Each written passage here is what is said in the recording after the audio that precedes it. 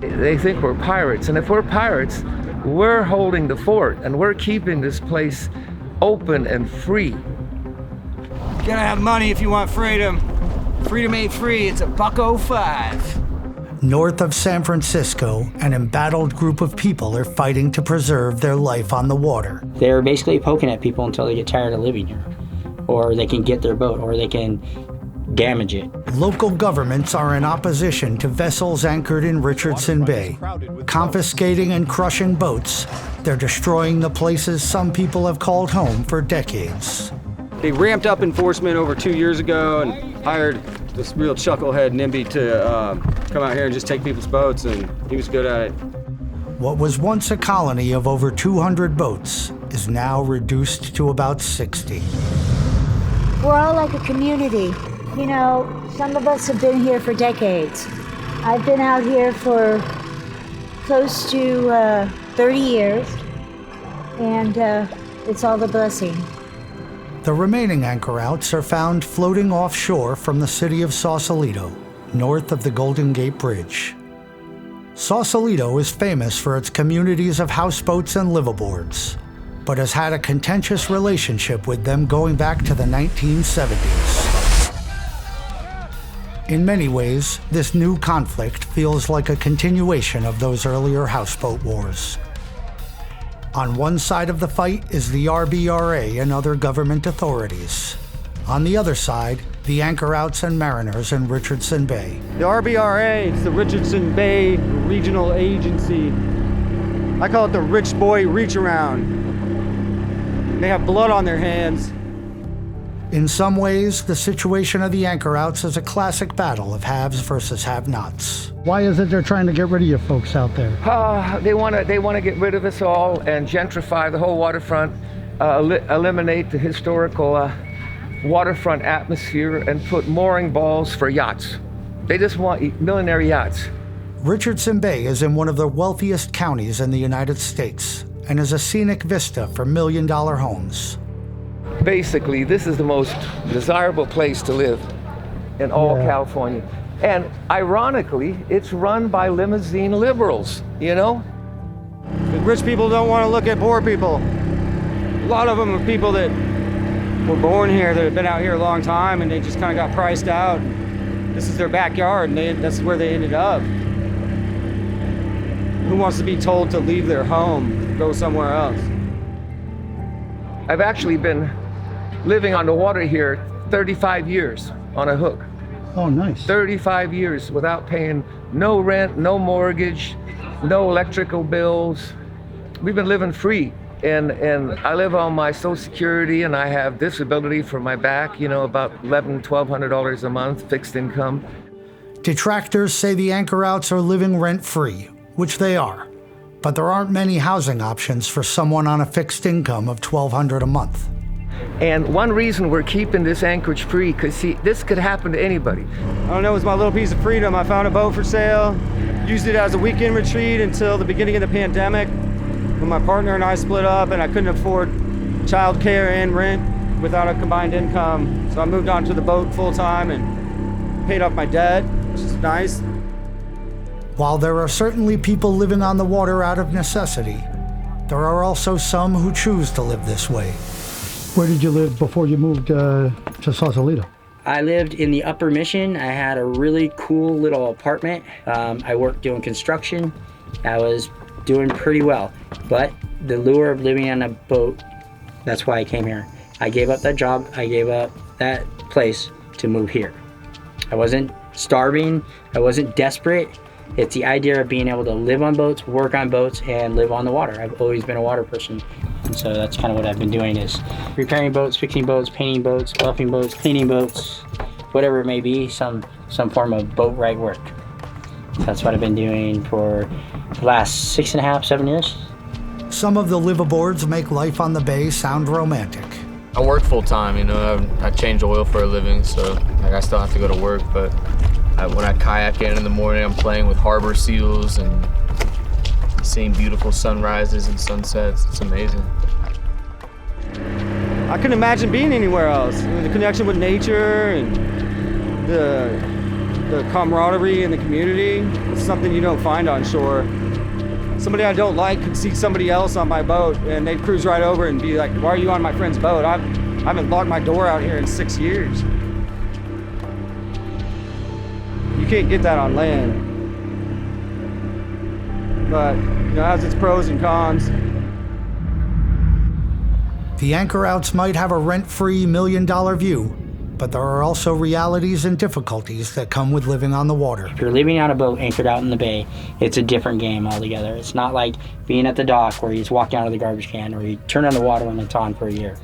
How often do you have to like stock up on water and stuff, fill the tanks? I generally take a 5-gallon jug or a 6.5-gallon jug, and I take that to the market or I take it in the park where they have a filtration system. And I fill that up and I bring it out and I pour it in manually into the bow of my boat. And I just haven't done my dishes because I had friends over last night. But that's basically what it gives me, running water. This is a bathroom, it's a dump toilet. There's my bed, this is my kitchen. Nice. Stove, oven, everything works. Have coffee, whatever we need. Regular life. Have LED lights, so that's very bright, energy efficient. I have a 100-watt solar panel. This boat's pretty well self-sustained. Not only that, the footprint it puts out is 1/10 of what these houses put out. It's completely a different thing. People don't realize it. I'm on solar. I pack in and out my garbage. I pack in and out my waste. So I literally know and I'm conscious of what I'm doing. It takes work and effort. So you're like literally way better at it than anybody else on the planet. The anchorouts also need to do regular maintenance and repairs to their boats. During my visit with Arthur and his son Ethan, they had to pump out the bilge, which periodically collects water. Oh, that's some dirty water. Where'd you get this boat from? I actually bought it from my neighbor right here with the cluster of vessels. Oh, okay. The RBA destroyed the last boat he had purchased, and so our good neighbor gave us a good deal on this one. God. For the past few years, the RBRA has taken the extreme step of confiscating and crushing boats in their effort to clear the anchorage, leaving many boat owners homeless. It's to push out the poor. They want to get rid of the junkyard boats. They literally would like to get rid of all the boats. The main weapon the RBRA use against the anchorouts is an ordinance adopted in 1987. It requires a permit to anchor for more than 72 hours, and also limits the area in the bay where the boats are allowed to anchor. They put 10-day notices on the boats, 10-day notices. And then after 10 days, if you don't show up in 10 days, they destroy your boat and all your personal property on it. And this is what they've been doing. They also label boats as derelict and marine debris to justify the confiscations. To be fair, some of the boats in the anchorage are a bit of an eyesore. But while they might be cluttered or covered in tarps, they don't look too different from some of the boats found in the many marinas along Sausalito's shores. As if destroying people's floating homes isn't bad enough, some have questions about the legal authority the RBRA and others have in the bay. This is a federal anchorage, so they don't have authority to actually come out here and police us. People telling you laws, regulations, 72-hour anchoring, harbor master, all that is just lies. It's smoke and mirrors. They have no jurisdiction to do anything to people that are in a seaworthy, federally recognized or registered boat. They have no jurisdiction.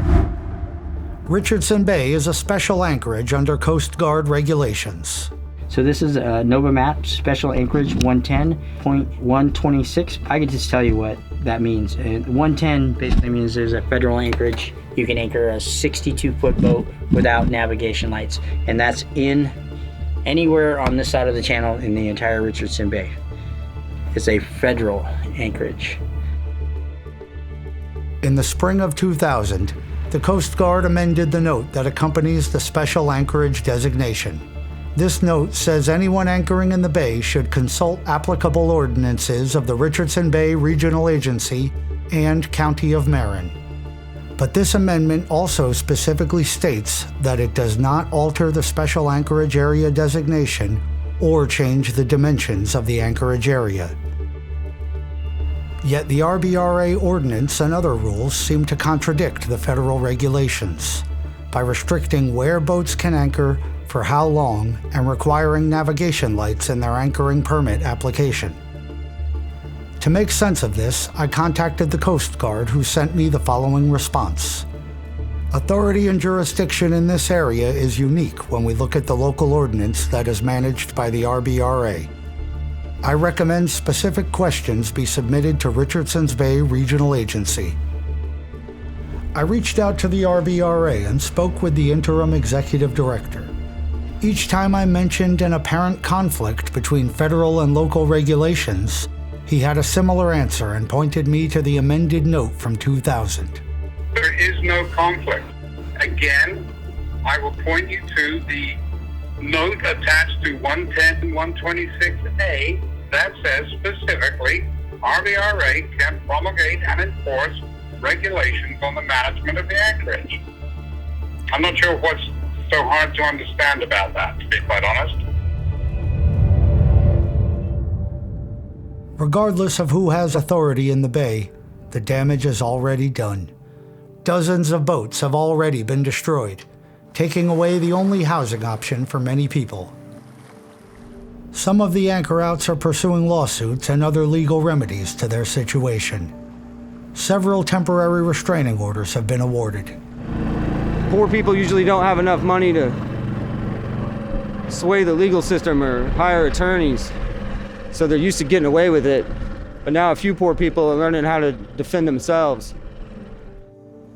The local and state agencies have now said the anchorouts can stay until 2026 and are offering a buyback program to entice them to leave. They're trying to buy us out, by giving us like $150 per foot for our boats. They have this buyout program, which I would never take that money, because where am I going to live here?